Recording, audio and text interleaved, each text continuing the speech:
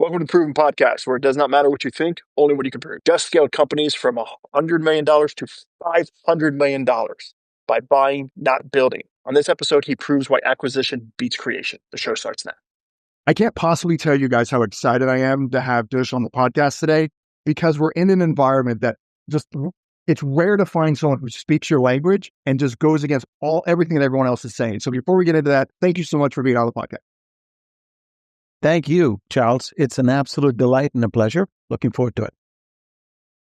And for those of you who are watching online, you actually get to see his puppy behind you, which is what I'm going to be staring at the entire time. You get your puppy there. So there's two guests for the price of one. We live in a time it's just this addiction to hustle porn.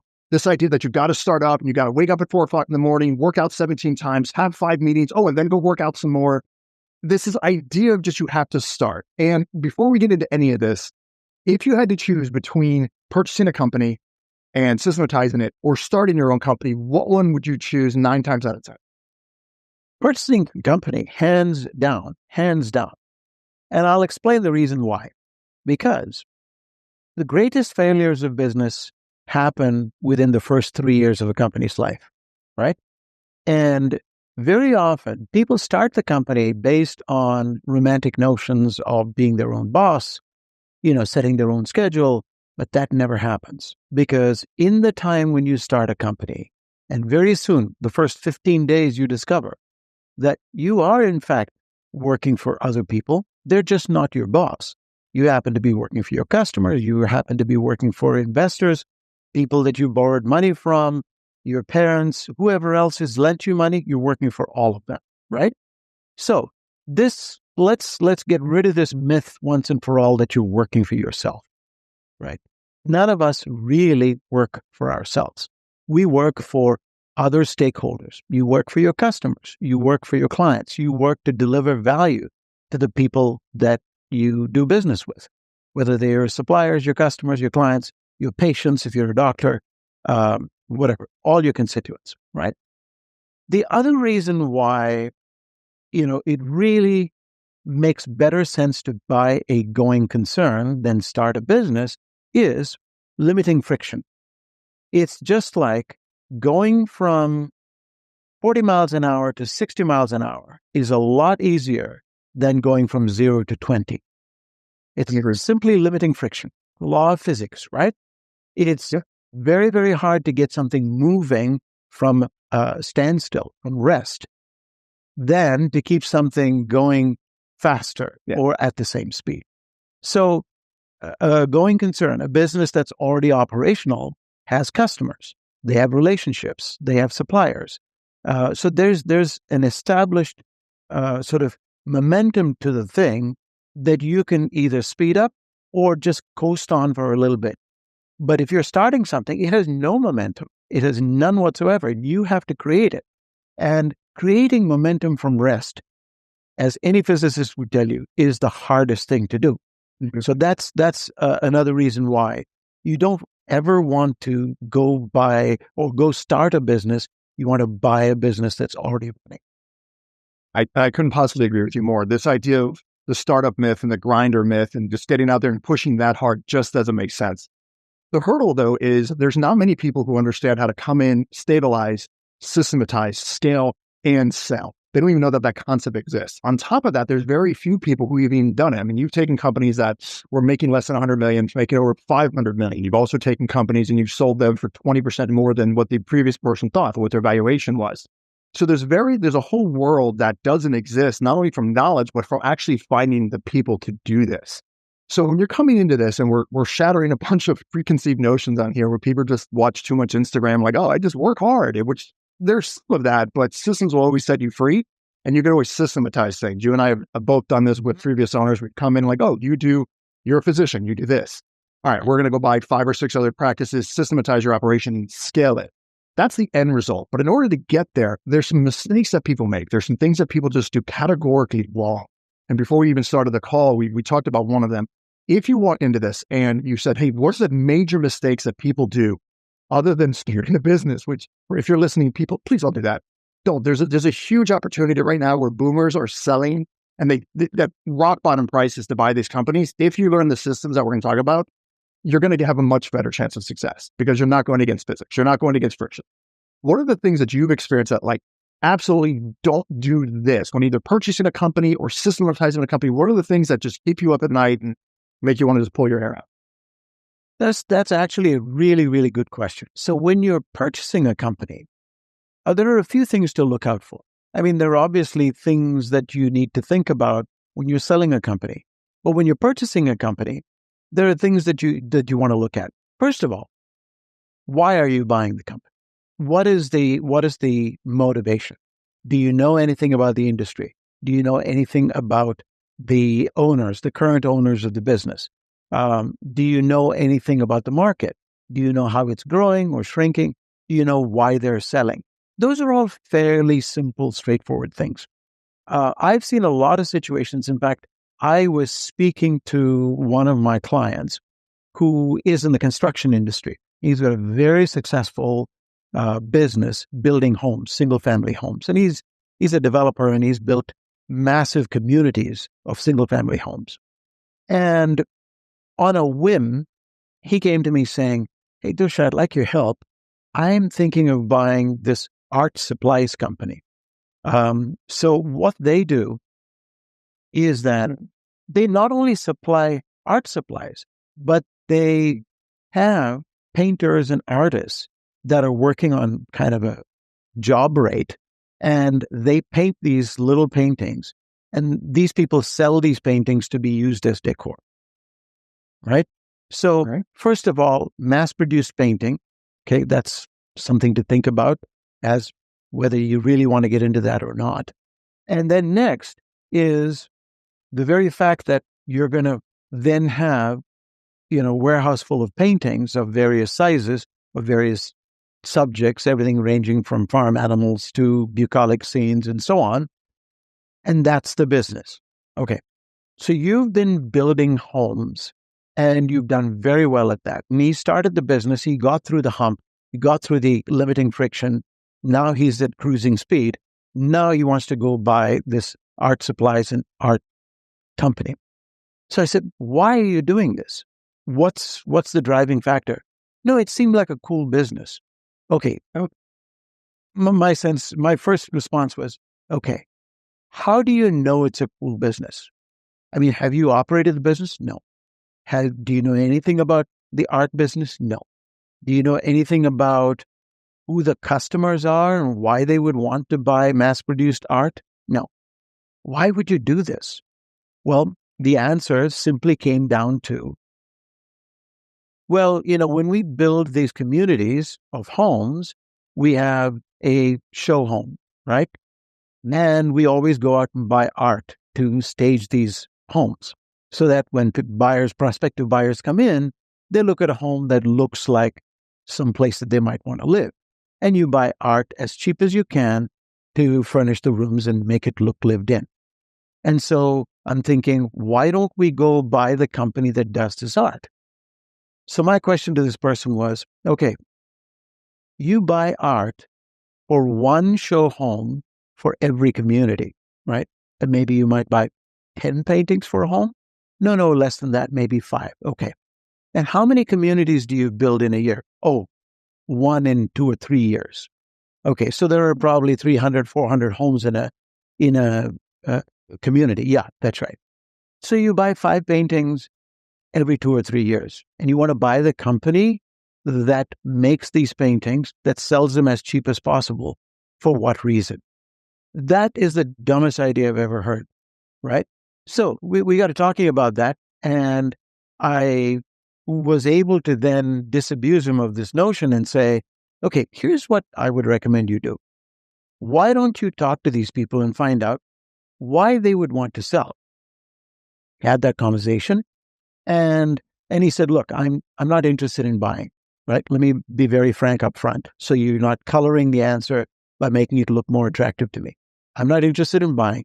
Why would you want to sell?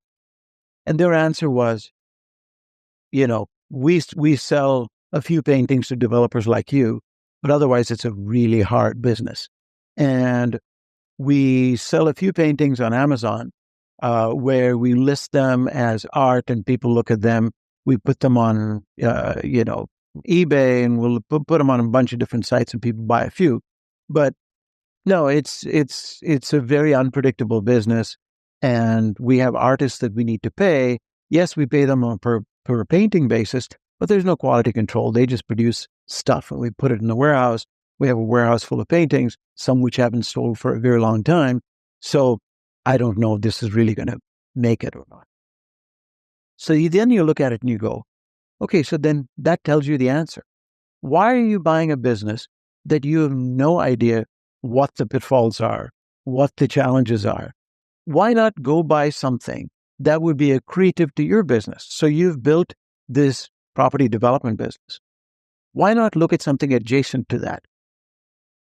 And that might be any number of different things, but certainly not art, right? So that gives you an example of why it's really important to think about the business you're buying and whether you have any possible way of moving the needle in that business. If you've got a great idea as to how you can really blow the business up, sure. And if you know something about the business, that helps. But other than that, it's really important to focus on what is it that you're good at, what are you passionate about, what do you know a lot about, and how can you leverage that by making that business more efficient, more functional. Absolutely. I also think there's this fallacy that most business owners have that, hey, I've been successful here, therefore I'm going to be successful over here. And that's just not the reality you run into. There's a lot of luck, there's a lot of chance, there's a lot of network that happens if you are successful in one business. It doesn't mean that you're going to be as successful, even if you're in the same industry and you go to a different state. I've seen so many people, when I used to own an IT company, we would crush it. We're in South Florida. I was absolutely crushing it. And then I went to go help out and consult with someone who was in Kansas City, and we got destroyed, absolutely destroyed, because what worked here doesn't work there, even though it was the same industry. I love what you said before. What is the main purpose? What are you trying to do? Are you passionate about it? I talk to people all the time. If you've got your passion project, you're willing to work 80 to 100 hours a week and make $500,000 a year over here on option A, which is what you love, or option B, you're going to sell lemonade, but you never have to work and you're going to make half as much. Which one do you want? If you choose option B, you're my people and I can help you and I can help you scale. If you're option A, I can't help you. Please go find someone else. That's not, if you're driven by passion, if that's what you love, I love that about you. You guys are the people who make art and movies and music. I love that. I'm about systems and scaling and selling. And we were talking about this prior to starting. Before you buy a business, one of the things you and I adamantly agree on is you need to know that you're going to sell it. Before you purchase it, you know how you're going to scale it and how you're going to sell it. But one of the things you talked about, which I loved, was not only that you're going to sell it, but whom specifically you're going to sell it to. Could you speak a little more about that? Sure, absolutely. So, if you've read The 7 Habits of Successful People, Stephen Covey, the very first thing that he talks about is begin with the end in mind. So that's good in all areas of human endeavor, and especially in business. Because if you're going to start a company or buy a company, right, think about what you want to get out of it. Is this going to be a lifestyle business that you go into your dotage with? Is that something you're going to be running when you're 80? Or is that a business you can hand over to your children? Now, a lot of people feel like when their kids are in their early teens, they entertain this second fantasy of wanting to hand the business over to their children. That rarely ever works well. Right? It rarely ever happens. Kids don't want it. Kids don't want it. They're a different generation. They don't want it. You're passionate about this business. You've given your blood, sweat, and tears to build this business to where it is. But your kids don't necessarily share that passion. And so at best, they might think of it as something that they've got to do as an obligation to please dad or mom, right? At worst, they want to have nothing to do with, they want to run as far away from it as fast as possible. So please don't go into a business thinking, oh, I'll hand it over to my kids. If it happens, that's a bonus, but 99 times out of 100, it won't happen, right? So please don't expect.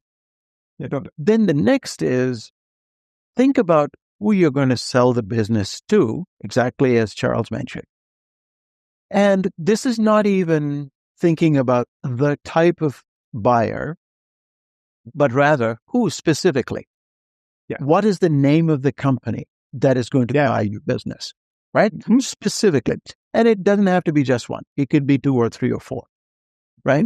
But you could say, for example, I want to sell my business to eBay or Amazon or IBM or Starbucks. Any company, doesn't matter. But if you're building a soft drinks brand, all natural, and you decide, I'm going to sell it to Coca-Cola or to Pepsi, great, that's fantastic. But then you have a game plan. You know what companies like Coca-Cola and Pepsi look for in the companies that they buy. And it might be far, far away from their core product, but that doesn't matter. That is exactly what they want. And so now you can fashion the business in the shape that your prospective buyer would want to see it when you get ready to sell, right? So that gives you the exact marching orders, the exact battle plan to get you to the shape that you want to be when you get that offer from Coke or Pepsi. But generally thinking largely about, I don't know, I'm sure somebody would want to buy it. It's a really valuable company. That's a recipe for disaster. The next thing is, when you're selling a company, there are 5 reasons why companies buy other companies. And if you're a smaller company and hoping to sell to a larger company, there are 2 types of buyers. There's a financial buyer and there's a strategic buyer. Financial buyers want to buy the company, either fix it up or not, but sell it soon thereafter. Maybe put it together with a couple of other companies, do a roll-up as it's called, and then sell it for massive profit. That's a financial buyer. Now, obviously, to a financial buyer, it is very important that they buy your company at the lowest possible price, because that's where they get the most in their spread between the buying price and the selling price. And then there's the strategic buyer, and the strategic buyer is buying it for a strategic reason. It's not purely financial. Now, you're going to get a much better price from a strategic buyer because they are looking for your business to add something to their existing business. And strategic buyers have 5 reasons why they would want to buy a business.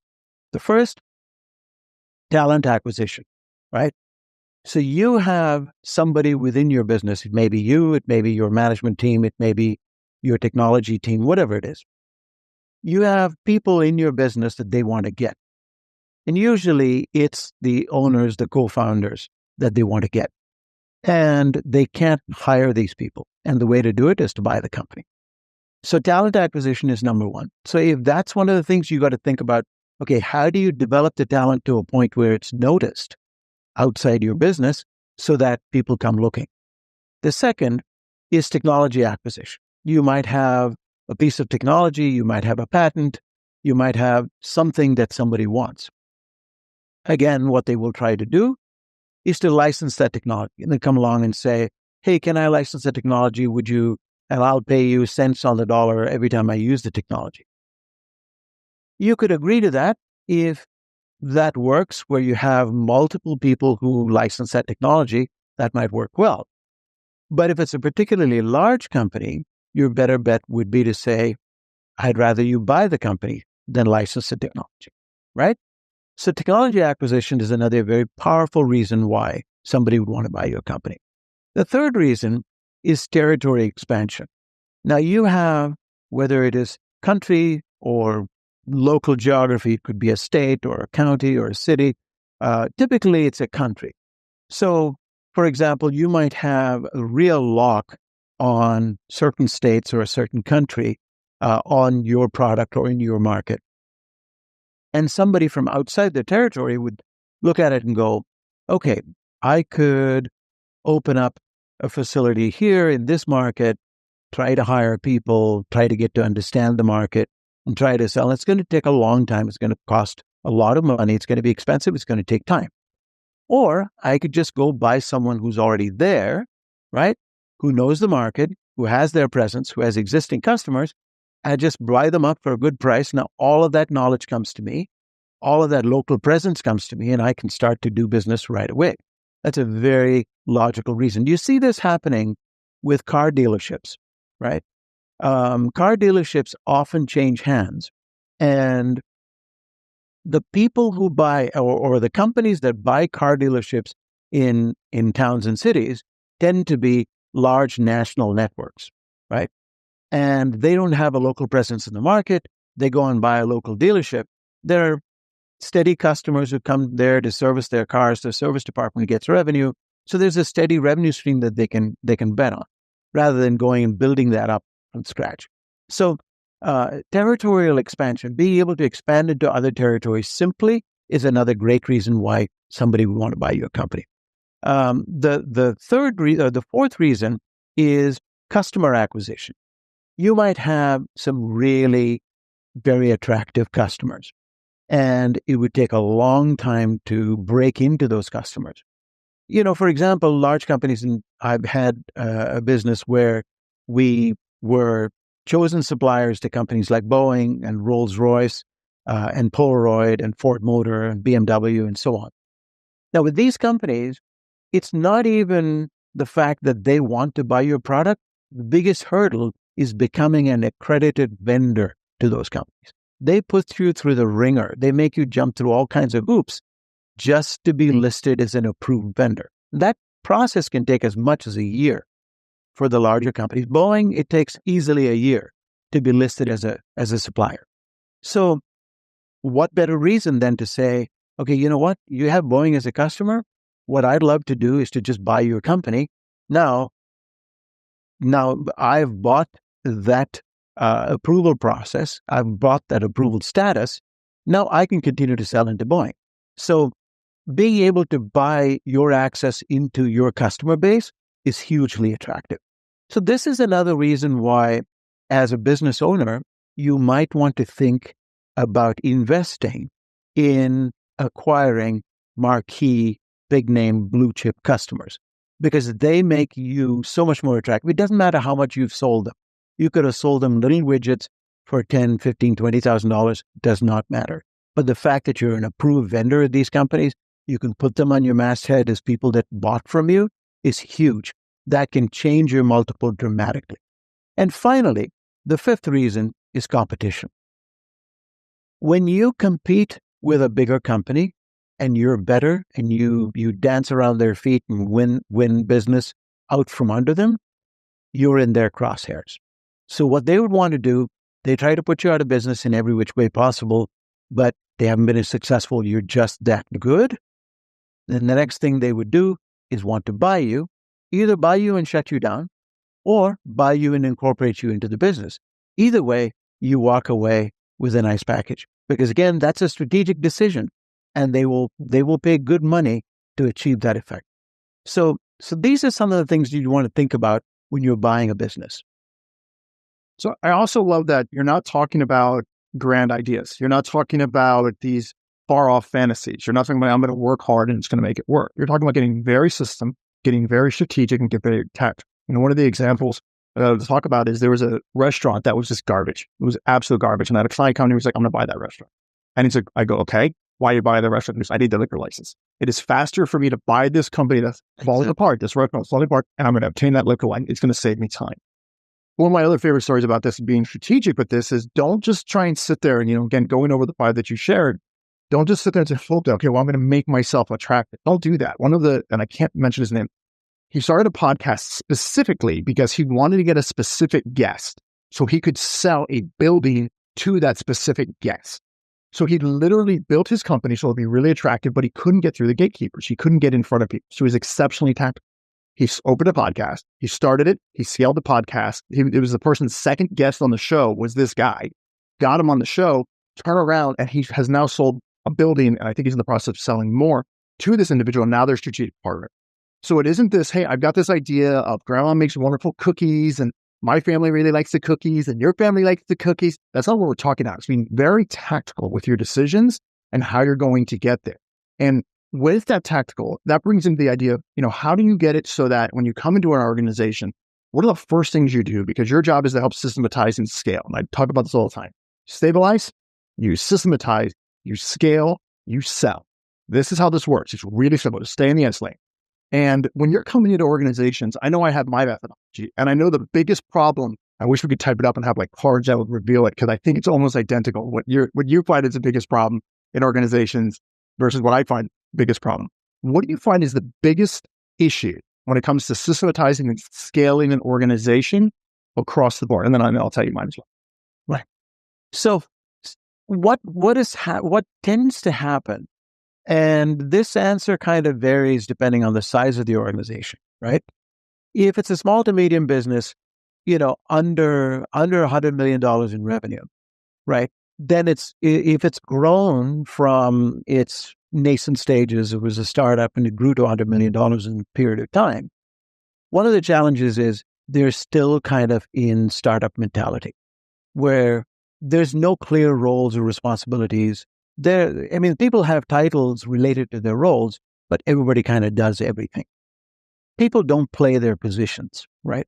This, I would tell you, is the death knell of any company that's looking to scale. And I'll give you an example that you might find kind of interesting. If you've seen little kids playing soccer, right? 4, 5, 6 years old, right? They're out there on the field, they're having a great old time. But what happens is, when you see the ball moving, right, on the field, you see all the kids moving around with the ball because everybody's on the ball because they want to be on the ball. That's where the fun is. They don't want to be in their positions. And that's bunch ball, right? Everybody forms a bunch and they move all around with the ball. But if you see, as they grow older and as you get into more professional soccer, you see people play their positions. You don't have the goalie go out and do a kick from to left or center. It just doesn't happen because he needs to be there to guard the goal. Playing your position is something that organizations learn over time. In the early stages, it is, oh my God, so-and-so, Jennifer has a good contact, somebody she knows. Her hairdresser's sister is the procurement person at this company. So let's get Jennifer involved in this. No. If Jennifer's role is in sales, great, let's do that. But if Jennifer's role is in the warehouse, let's not do that. And if she can provide the name of the person that's involved, great, wonderful. Then that gives us an in. But let's not have people who are not related to that particular function get involved in that process. So people need to play their positions. So that's one of the things that happens in small companies that have come to a reasonable size. Growing from there, it is just implementing processes and sticking with them. And in smaller companies that have grown big, there is a resistance, an inbuilt resistance to process because they believe that it stifles creativity. Well, there is no place for creativity in accounting. There is no place for creativity in process, right? So don't worry about stifling creativity. Things need to run in a scalable fashion. If it works for 5 customers, it's got to work for 50, it's got to work for 500, it's got to work for 500,000. And you're not going to be able to do that if you don't make processes that are scalable. And so that's one of the biggest challenges I've found in companies, even going from 100 million to 500 million plus. The processes take a long time to bed down. Now, there is an opposite problem that creeps in as well. When companies become so big, let's say they're over $5-10 billion, then processes become the definition of the company. So they can't think outside the process. That's taking that to the other extreme. But processes are extremely important as you're scaling because lack of process will stifle you and the complete business will grind to a halt because everybody's tripping over everybody else. Nobody knows whose bailiwick this is, whose responsibility this is, and it just all breaks down. Absolutely. I love how it's talking about, because most people don't do this because everything's about starting up. It's all about scaling. Where you are in the scaling process, about how much revenue you're generating, changes what the hurdles. When you come to an organization, when it's a small organization, my biggest hurdle I run into is the owner. The owner's in my way 99.9% of the time. Like, if I could just fire you, I can scale your company because you think this company is you. it's not you. Yes, congratulations, you've got it close to $100 million, mazel tov, but get out of That is a very good point. That's very good. To a chair and send them off to Switzerland. I'm like, go ski the slopes the next 6 months, come back and your company will be 4 times what it was. Just go away. Yeah. But I also love the fact that, every accountant on the planet is going to come trying to shoot us in the face for telling them that they're not learning creativity, but that is what it is. There is this narrative of you need to get processes and SOPs and you need to get these systems in place in order to stabilize. But you have to be fluid enough as you grow to look back at that and say, hey, this is what needs to change. Right. And when you're doing your scaling, especially in the beginning, everyone is so focused on, I just need to pay my bills, just need to pay my bills. Having people come in who are just creative seems so counterintuitive, but it's one of the ways that's going to get you to scale because you need all these different things. So when you first enter an organization, are there specific questions? Because again, you're a scaler. This is something that you do on a high level. Your organization comes in and says, not only am I going to help you scale, but I'm going to help you get exceptionally more on your multiple. So, you thought you were going to get a 3 times multiplier. We're going to build this and put this together. And some of the things you've already talked about building it for those 2 type of buyers, you're going to build your proposal and you're going to put this to look a certain way. And there's little secrets that we'll get to later. But when you first come into scaling versus selling, what are the normal questions that first come out of your mouth that's going to tell you, yeah, I definitely can work with these individuals, or dear God, they're about to run into a wall and I don't want to be anywhere near this accident? Right. So, Charles, you made a really, really good point that I want to sort of key off of right here. And that is, you spoke about the role of the founder in scaling. And you made a very, very, very, very perspicacious comment to say that founders often are their biggest hurdles in terms of scaling. And there is a psychological reason to this, which everybody will understand, which is basically that the business is their baby. They've created it, right? They've nurtured it. They've brought it to this point. So there's this myth of infallibility that they've internalized. They believe that nobody can understand the business better than they can or as well as they can. And nobody has as much vested interest in the business as they do. That second thing may be true because they may have, predominantly or all of the stock, and so they stand to benefit the most. That's fine. But what that does is it also gets in the way because they're not able to make the really courageous decisions because they're held back by fear. What if this fails? Well, yeah, if you focus on how it's going to fail, then you probably will. It's called target fixation, right? Where, if you're riding a bicycle, you know this. When you're first learning to ride a bicycle, riding a motorcycle, hard to predict a motorcycle. You're going to go exactly right. Yeah, and if you go exactly where you look, and if you keep looking at that hedge, saying, "I don't want to run into that hedge," that's exactly where you're going to go. So, target fixation is a real problem with fighter pilots, with motorcycle riders, bicycle riders, and founders of businesses. Right? Yes. And so what happens is they often fall into the trap that they most fear because they're fixated about not falling into that trap. And somebody coming in that doesn't have that deep vested interest is able to look at it much more objectively and much more from a broader view and say, okay, what does this business need and how can we best scale it? What is the general environment within which this business is operating? What are the regulatory, impositions on the business? What can we do to drive this business further? That's the kind of thinking that founders, no, I'm not saying every founder. There are founders who are exceptional, who are able to remove themselves from that and be able to make that. But they're a very tiny minority. There's so much ego involved with founders. And they think, hey, it's not, no one could do it as well as I can. And when founders come to me, I just all the time, like, no one could do it as well as I can. I'm like, you're right. There's some people are going to do better. There's a majority going to be worse. But if they get you 80% of the way there, we can systematize the other 20%. We can do that. But you cannot scale. What got you here won't get you there. It's the Tarzan idea. Exactly. As you go through swinging vine to vine, you got to let go of something or you stop all progress.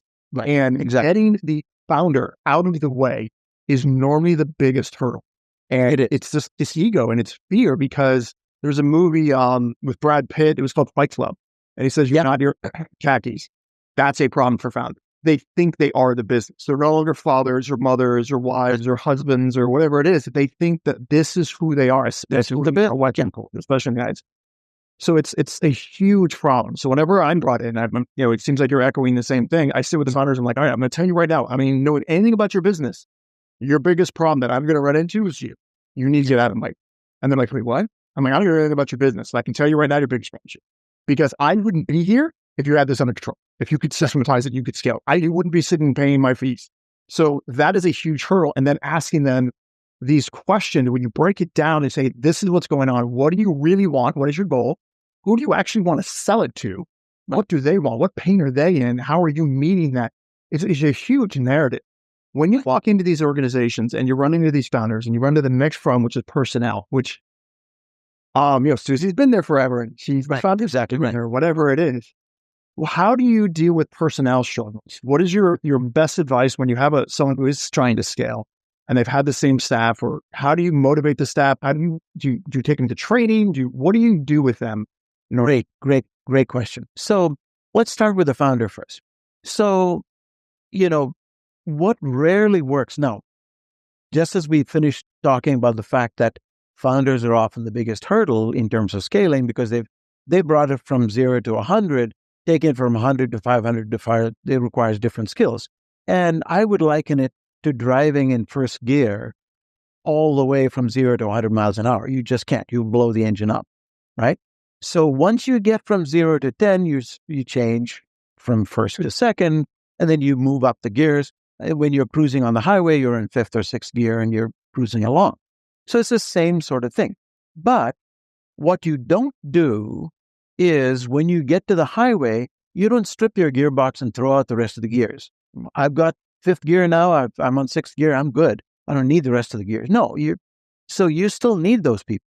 So what my suggestion would be, if you are a founder of a business, don't fear. I mean, it's not as if you're going to be rendered irrelevant or you're going to be rendered useless to your business. You're incredibly valuable, but recognize that your value is to provide guidance, counsel, knowledge, expertise, all of the experience that you've gathered over time to the people who are taking this forward.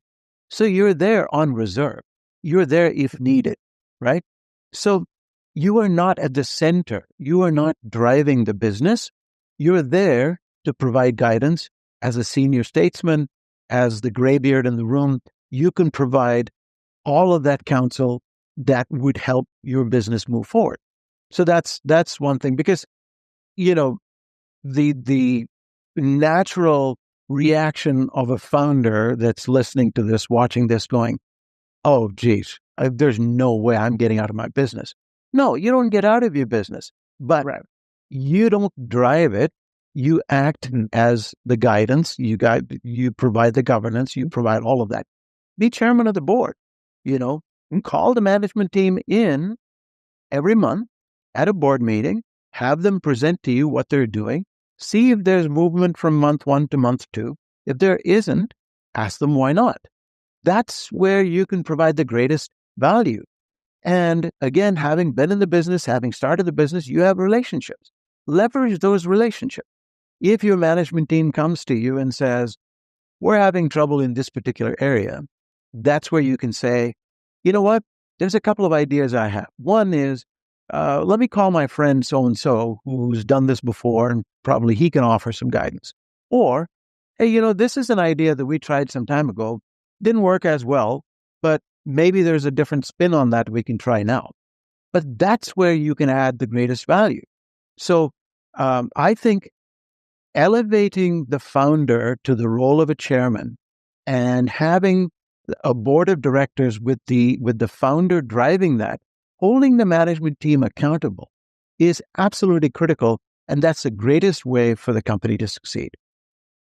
Yeah, there's a huge difference between being an owner and an operator, and getting someone who grinded and was there every single day as the operator, and getting them to say, surprise, you're actually the owner. We need to pivot your roles here, because again, we need to get you in different gears. And I love that analogy of you being in different gears. One of the other things is, we talk about where we break down command, where we empower people beneath our command and we give them that extreme ownership. We talk about this in military operations, getting commanders that you can just assign command to and then getting out of their way. And a lot of the founders and a lot of the owners that are trying to scale that I run into, that I go, well, I don't really trust Susie in sales or Mike in accounting, or I don't know if they could do that. I said, well, then we've got some hiring to do. We've got some pivots to do. And there's two things. There's one is there's this lie because you've been there as the operator that's forced them and you tried to control them, and that maybe have stifled their brilliance. Or do you just have an individual who just can't get you where you want to go? You talk about all the time, what got you here won't get you there. You have to be able to have that pivot. So being able to go to your employees and figuring out which ones that your staff are like, you know what, if I empower this individual, if I decentralize command, push that down towards them, can I have it? Is there enough flexibility in the organization where now this as a founder is my new role? I'm going to sit here and I'm going to learn how to manage as a board of directors, as the CEO, to sit there and say, okay, this is what Susie's going to do. And this is her idea. All right, I think it's a good idea. Let's see if she can implement it. But I'm going to keep an eye on her. I'm going to keep an eye on these things, but I'm not going to stifle her growth. I'm going to empower them and decentralize command, because you can't be anywhere all at once. We talk about this all the time. You can have everything you want. You just can't have it all at the same time. It just doesn't work. People love sushi and ice cream and pizza and chicken and steak. You can't have it all at the same time. You're gonna get indigestion. Same is true for your organization. Being able to decentralize command is so vitally important. Absolutely. So as you're running into this, and you're identifying businesses that you would go into, are there certain businesses, if you're like, hey, I want to buy a business, okay, I get it. These guys have convinced me I'm not going to fall into the trap of getting up at 4 a.m. and watching too many Instagram videos and thinking, I'm going to start. Starting doesn't work. Scaling matters. Starting doesn't. I hope that that's the only thing you guys are listening to. You walk away with this. Okay, I get it. I need to scale something. I'm going to purchase something. There's amazing programs from the government. If you're starting at a lower level, there's amazing ways to do this. What are the businesses that you're looking at? You're like, you know what? These are the industries. These are the things that I was going to scale it. I would not do this. Restaurants. But I would do kind of these over here. What are the industries and the niches, not restaurants, that you're looking at that are like, I would, these are ones that would entice you or that you've seen, because again, you've taken companies from lost $100 million to, over $500 million very quickly. What are the industries like, if my life depended on it, I had to scale it, what would I do? Which are the industries you go in? Yeah. So there, one of the key things about looking at businesses to buy, right, is defensibility, right? How defensible is the market? What are the barriers to entry? So technology companies really, hit the high points on that. So if you look at what is again, there's sort of 5 or 6 factors. I'd say 5 factors in buying a company. We talked about the 5 factors in selling a company. There are about 5 factors in buying a company that you'd want to look at, and defensibility is one of the main ones, right? What is the barrier to entry? Who are the competitors? How easy is it for them to step in and do what you're doing?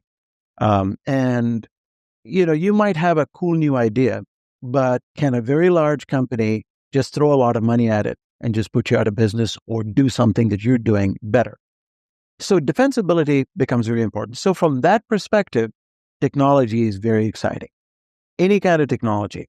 Now, people would immediately go, what about blockchain? Problem with blockchain is not a lot of people understand what blockchain is, right? So again, one of the things that I constantly keep harping on is do what you know and you'll do well. So if you don't understand blockchain, then don't get into blockchain. If you can understand the right, exactly. So to answer your question, Charles, what are the kinds of businesses that I would be excited about? Technology businesses are exciting, and look for businesses that are solving niche problems, not massive, large-scale problems, but niche problems. And the reason I say this is because large-scale problems are being solved by very large companies, or it's a large enough opportunity for very large companies to focus their attention on. They can throw a ridiculous amount of money at it and to get it done. But if you're looking at niche problems, and I'll take an example of an extremely niche application. So there's an app called Splitwise. I don't know if you've heard of it. Basically, what it does is if you go on vacation with your friends, or if you're, if you have a golf trip with your buddies and you're going out, and you go to a restaurant and somebody buys beer and somebody buys lunch and somebody pays for the golf, and you go out and it's a 3-day vacation. You do all of that, right? Now you just record your expenses, and you decide whether it's going to be shared equally, or this person gets a 40% share, that person gets a 10% share, whatever it is. And the app splits it up. And then you even have within the app the ability to pay people and settle up account. It's a very niche application, not a huge thing, but that's a cool application that is something that is, it's so niche that, do you think Venmo is going to do that? PayPal is going to do that? Probably not. That's not in their focus area. So, and I give that only as an example. In that, find niche applications like that, where the barrier to entry is reasonably high and it requires a lot of effort, and it's a small enough market that as a small to medium company, you can go in and make a really big impact on it. So that's one thing. But I also want to go back to a question that you asked earlier, Charles, which I didn't answer fully. And that is, when you go into a company, what do you do with the staff, the people, right? Yes. In terms of training, do you train them? What is the culture? How do you deal with that? So the biggest challenge is, again, the culture of an organization that you go into.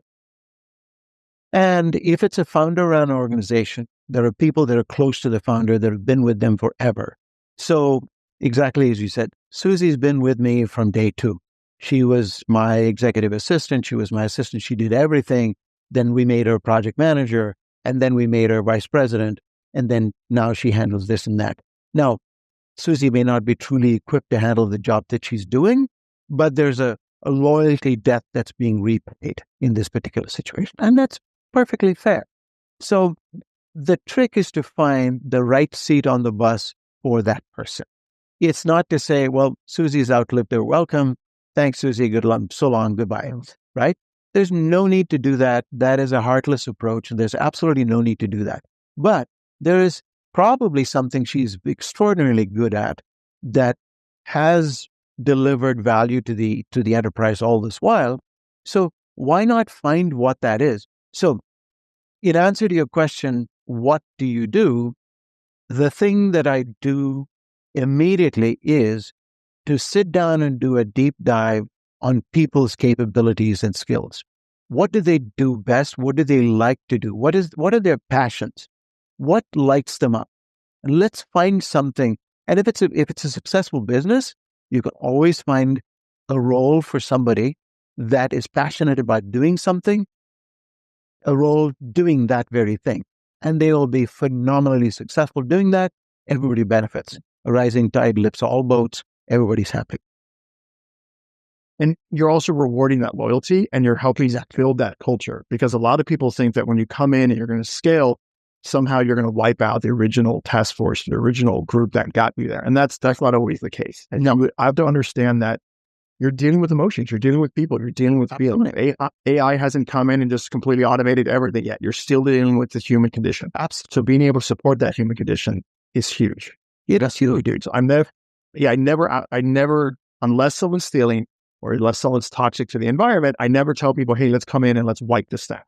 Don't do that. Let's gather as much information as possible. And that's what, again, when I talk about decentralized command, Susie might have been in the accounting role, but the truth is Susie is great at sales.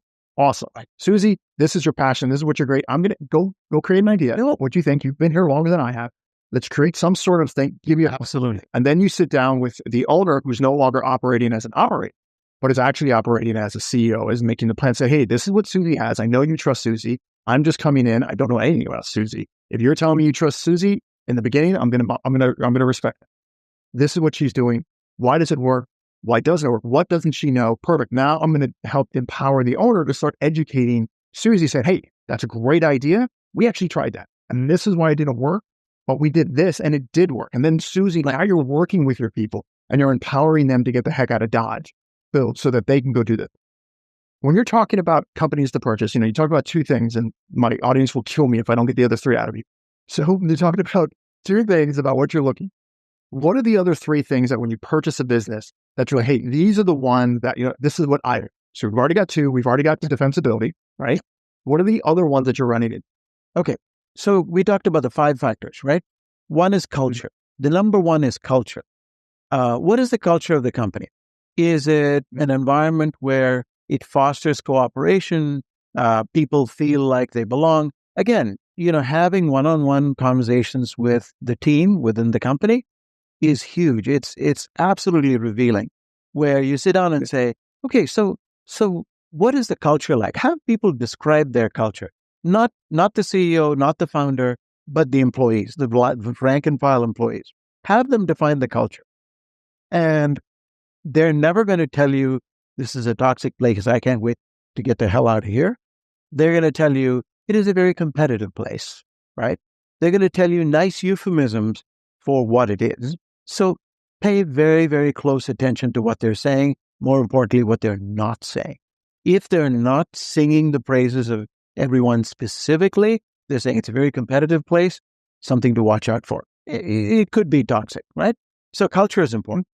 Next is what is their secret sauce, right? What is the barrier to entry? We've talked about that, right? So what are they doing that has been hard to replicate by other people, if there is something? And it might be relationships, it might be technology, it might be the way they do something, it might be customer service, it might be just obsessive focus on quality, whatever it is, right? Something brought them to this place. And that thing is something you need to understand. Because if you don't, the minute you acquire the business, and you didn't understand what that key secret sauce was, then you lost it, right? Because the people may stay, they may not stay. Then the next thing is the people themselves. Are they likely to stay? Or are they not? Because what are you really buying? What are you really buying? If it's a technology company, then you're buying, patents. You're buying technology. You're buying intellectual property. There's a bunch of assets you can ascribe some value. But if it's a business that doesn't have a lot of technology, and there's just a business that they've been in, an art supply company is one of those. It's a commodity product, right? So what are you buying here? Customer relationships?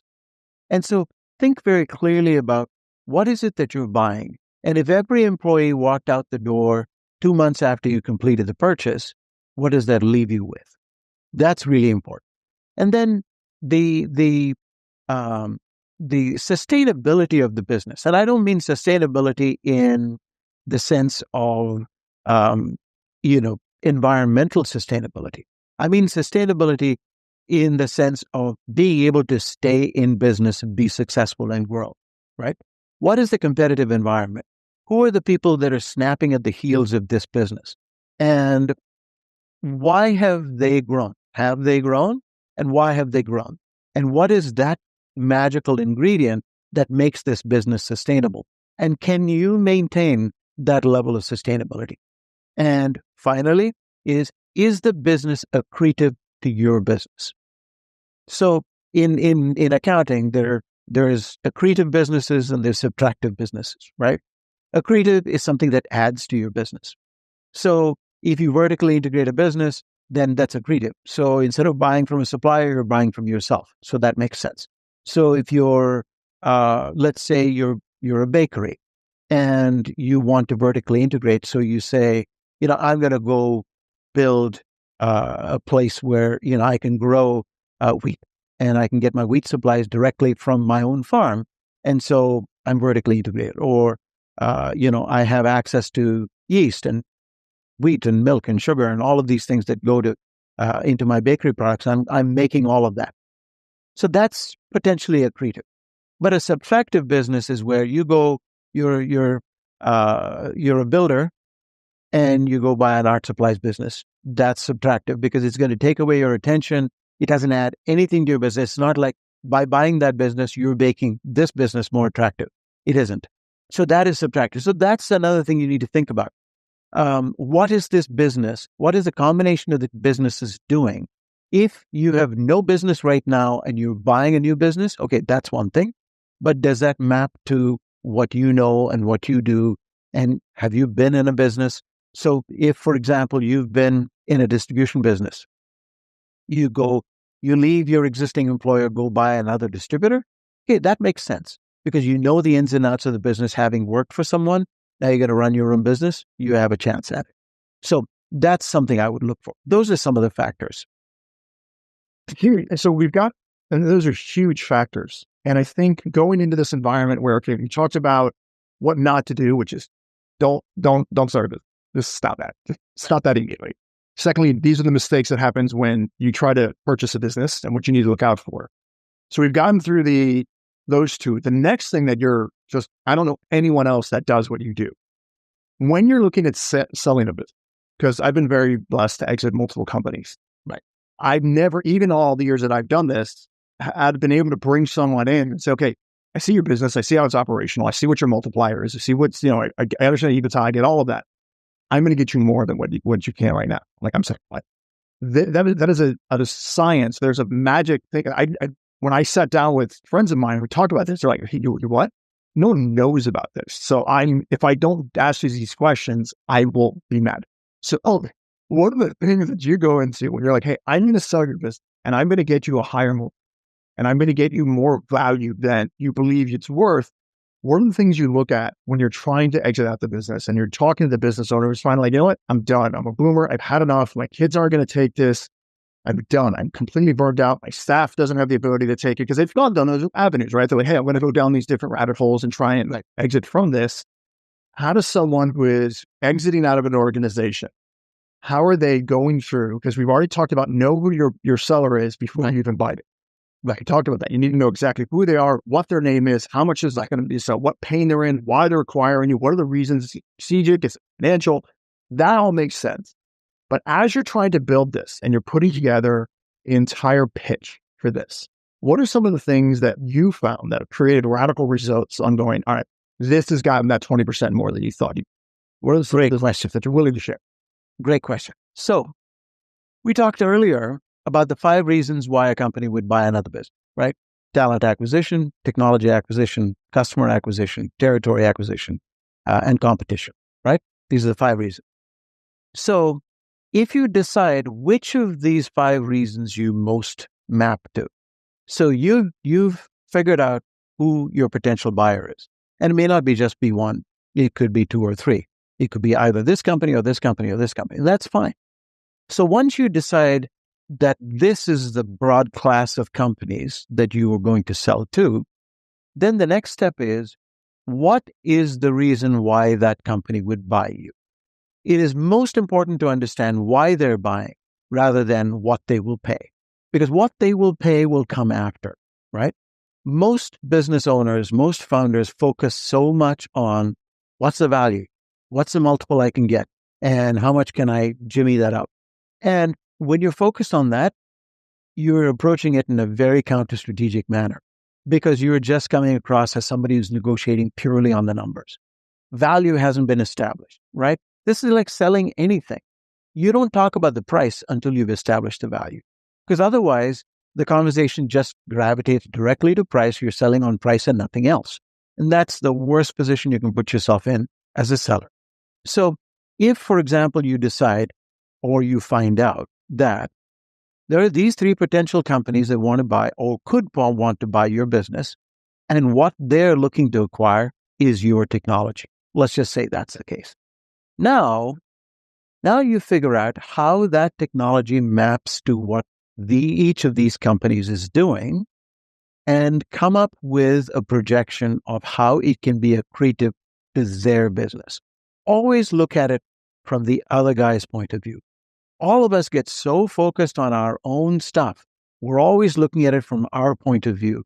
We forget to look at what's in it for the other guy, right?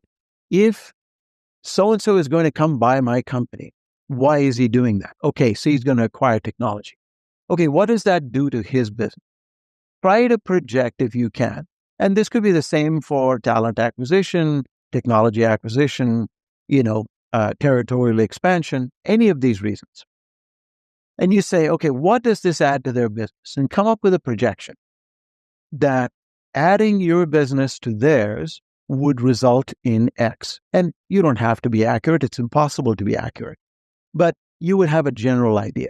If it's going to increase their business by 20% or 50%, whatever that number is, now you can then work out an increase in the valuation of your business more than what they're offering is only a small fraction of the benefit they'll be getting. Now you're selling on value. You're not selling on price, right? You're relating it to a return on their investment. Okay, you're going to spend an extra $10, and for that, you're going to get $100. That's an easy argument to make, right? But if you're now discussing on whether it should be, never mind the value, we're just talking about, I want $10 more. And they're saying, I'll give you $3 more, not a penny. And you're saying, okay, maybe not 10. We'll go down to 9. So you're never going to meet. This is ridiculous. It's horse trading. That's never going to work, right? But the value you get is by picking the point at which you are the most attractive and then deriving a value equation to the increase in value of your business to the return they're going to get. That's where you get the multiple. Love it. And so when people come into this and they work with you, how long does it normally take for you to systematize or scale or exit? Because then getting access to you, it's rare. Again, I don't know anybody who does what you do, especially at the level of success that you've had. So that's why I'm so grateful that you came on the podcast, because these are conversations that aren't happening. All you're getting are the influencers who are like, yes, this is how you do it, or just give me your money and I will do it. That's the only two options you're getting. And that's just toxic. It's unbelievably toxic. When someone comes in, what is the life cycle of this? What is an average person? If I'm starting with, I've already got an established organization and I'm just burnt out and I don't want to do it anymore and I want to exit out, versus, hey, I'm tired, but I still want to be part of this and I still want to scale it. When you've got someone who's a seller versus a scaler in this, right? Because those are two very different. Exactly. Their energy, what's going on in their life, very, very different. What is the life cycle for both of those? How long does this take? What are the things that they would need to do before even contacting you? Right. Say, okay, do this first and then come get to me. Right. So, the life cycle really depends on the stage that they're at in terms of how organized they are, what systems they have in process, et cetera. And what is the stage of revenue that they're at, right? But in general, I would say for somebody that's looking to sell, from the point that we start talking and we decide, okay, let's work together because this is something that I'm willing to take on, to the point where they get a transaction closing, it could be anywhere from 6 to 9 months, right? I love that you said willing. Yeah, I love that you said willing to take on, because it's something that comes across my door all the time. Yeah, like, I've got this, help me scale. Well, I mean that it's the best allocation of my time, and it's exactly that I can do it. The best allocation of my time. And do I want to work with you? Because that's a big hurdle. Because it's a big hurdle. It's a big hurdle. Yeah.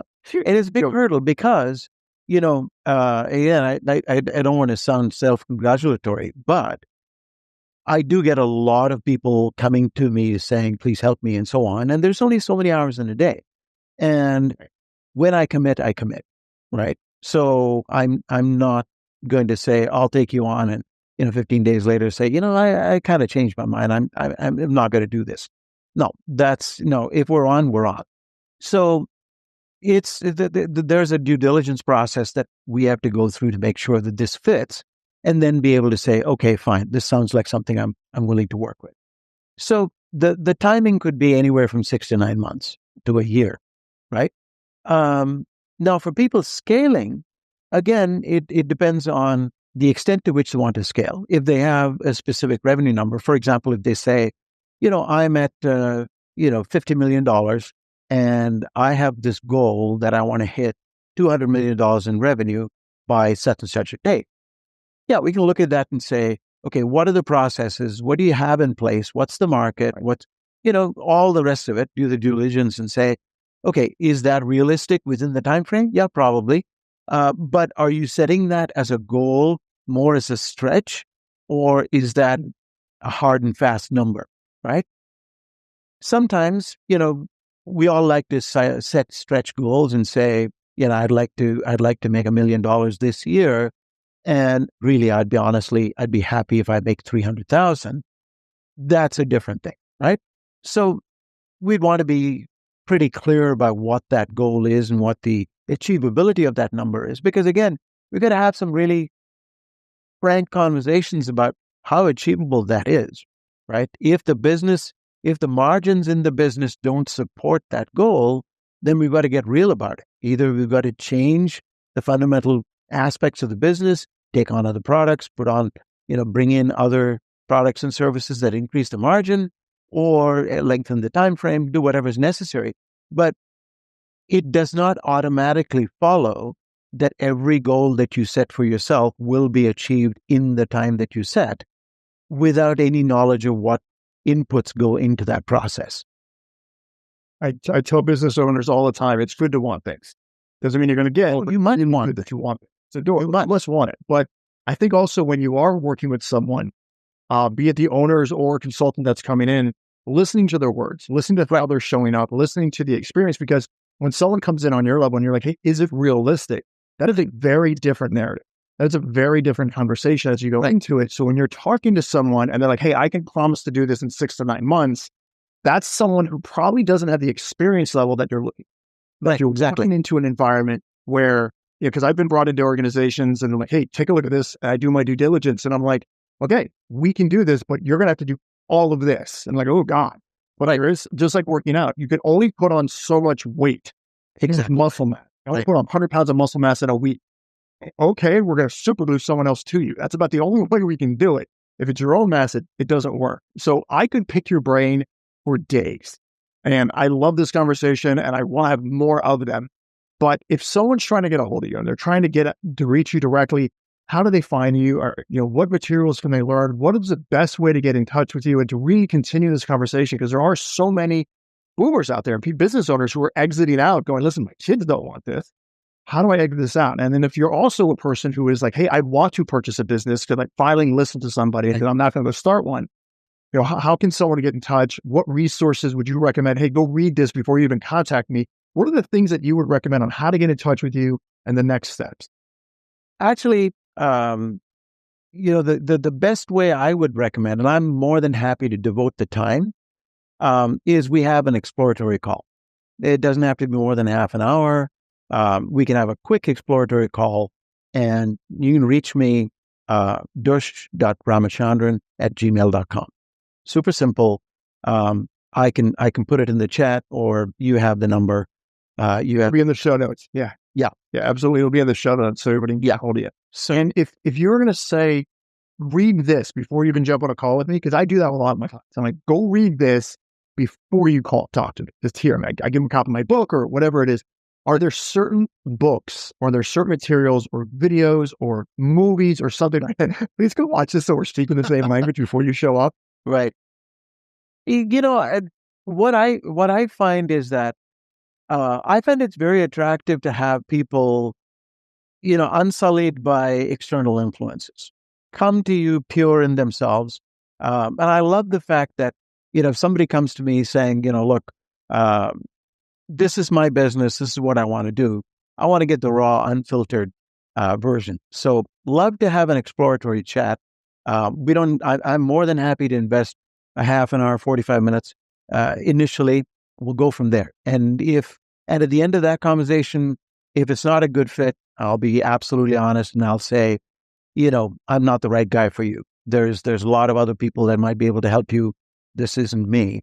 But if there is an opportunity to proceed further, then I'll absolutely schedule, follow-up call, and then we can get into more homework. We can say, go check these things out, do this kind of homework, and then let's have a follow-up call in a week or 2 weeks or whatever it is and go from there. But the initial call, it would be really nice if somebody comes in completely unfiltered. Love it. All right. Thank you. So I have so many more questions that would go for hours on hours. And so we'll probably make you come back and beg you to come back. We'll just hide it behind an introduction. Really good. But I really want to thank you for coming on and thank you, giving some of the advice and some of the things that people just don't ever hear. So thank you so much for being part of this. I really appreciate it. It's an absolute pleasure, Charles. You're doing such good work. and I'm delighted to participate in this podcast with you. I have the greatest of admiration for you and what you've done, what you've built over time. So it's an honor and a privilege for me. So please don't thank me. I should thank you. You're an absolute delight, friend for life. Good.